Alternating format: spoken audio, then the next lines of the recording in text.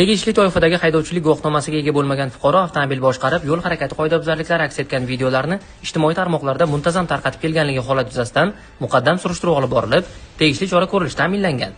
Lekin qo'shtirnoq ichidagi ushbu qoidabuzar shaxs hanuzgacha o'zi uchun tegishli xulosani chiqarmasdan yo'llarda avtomobil boshqarishda davom etayotganligi xodimlar tomonidan yana bir bor qayd etildi. Bu safar haydovchi turli tomoshalar ko'rsatib, jamiyatda yurish-turish qoidalarini buzgan holda o'z xizmat vazifasini bajargan xodimlarni noo'rin so'zlar bilan kamsitib, obro'sizlantirib, ushbu jarayonlarni ijtimoiy tarmoqlarda tarqatishga ham ulgurdi. Insofgarchilik yo'q, ota-onasi oqqa borganmi bilmayman bu gayini.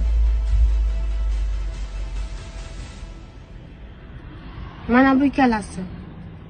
Ichki ishlar organlari xodimining qonuniy talabini bajarmasdan avtomobil belgilangan tartibda jarima maydoniga joylashtirilishiga ham qarshilik ko'rsatib, turli qing'ir usullarni qo'llashga urindi. Ko'rib turganingizdek, ortga harakatlanishni bildiruvchi chiroqlar yongan. Haydovchi evakuatorning ustida transport vositasini boshqarishga harakat qilyapti. Avtomobil maxsus evakuator yordamida vaqtincha saqlash uchun jarima maydoniga joylashtirildi.